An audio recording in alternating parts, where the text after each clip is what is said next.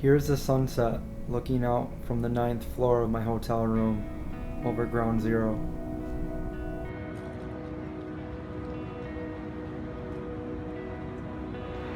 Walking in Manhattan, and I got my assistant for tomorrow, Sarah Darlene, who's a YouTuber under Sarah Darlene. Sarah Darlene at youtube.com. She's a goth vegan YouTuber, also in the Syracuse area, and she's been a zombie in one of our videos. Sometimes she helps make zombie makeup and stuff. So give it up for Sarah Darlene. Yeah. We're just vlogging in the city. She's never been here. Hanging out in Washington Square Park. It's a beautiful night. They're playing drums over there. A scene from I Am Legend was here where Will Smith lived. Hi. Okay, now she's fired. I gotta find a new assistant. It's just flowers. We don't like flowers here in the zombie apocalypse.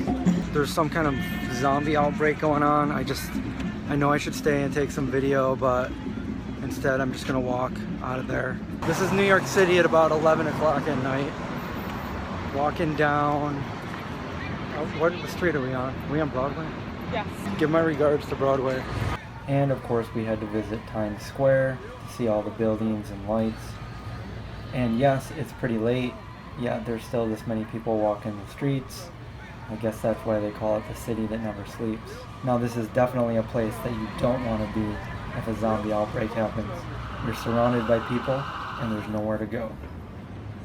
So I'm in the gym at the Millennium Hilton Hotel at about quarter to midnight. I really only wanted to find out if they had a pull-up bar, which they do, because I was doing pull-ups in the streets of New York on the little construction bars. So now I'm gonna do some pull-ups here.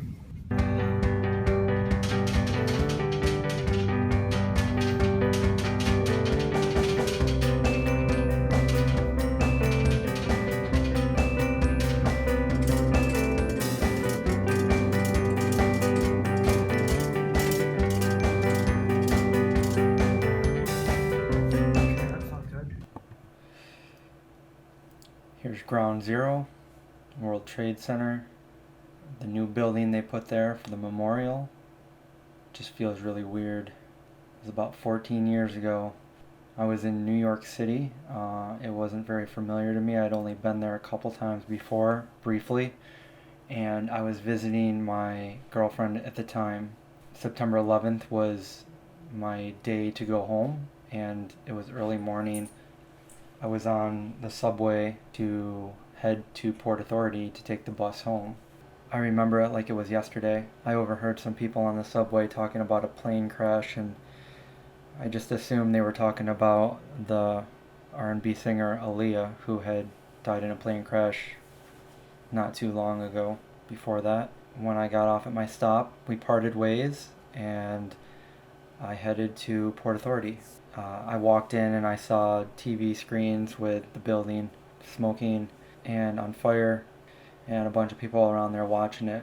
I immediately knew that it was the World Trade Center, not far from where I was, and I walked over to get my ticket and I was told that the buses were all on an hour delay.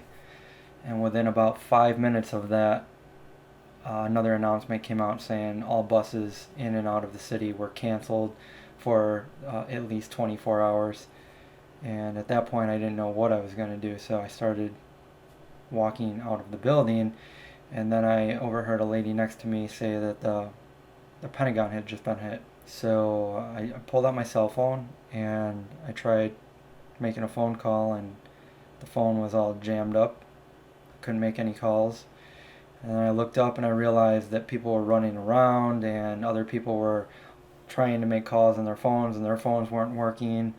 And I realized what was going on, and I was in probably the worst place I could be. So I didn't know what to do. I didn't know where to go. I had no way to contact anybody. And I just started walking around the city. I just remember the images that I saw burned into my head. I remember seeing fire trucks racing by me with firemen leaning out as I watched them drive by. And I tried for hours to make a phone call and it just wouldn't go through. I tried using payphones and they weren't working.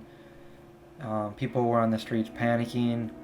I thought at the time that I would go start documenting what was going on. So I was going to go buy a camera. Back then there were no cell phone cameras, so I was just going to buy a disposable camera at a stand and go up to the trade center and start taking pictures, and I'm kind of glad I didn't do that.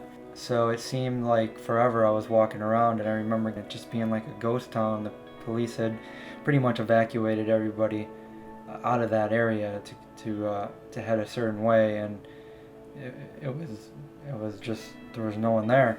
I had no idea how to get to where my ex-girlfriend was going to school, so I basically walked around the city for about 8 hours with my backpack on, not knowing where I was going.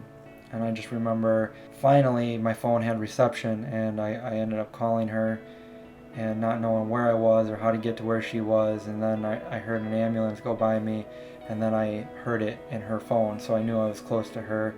And I ended up finding her, and then we evacuated the city and went into Brooklyn. And I remember seeing the smoke from the buildings for days and days, and there was still no way to leave the city. So I stayed there for another 2 weeks. It was very surreal. It was a really weird feeling being there when this took place, and now seeing it 14 years later.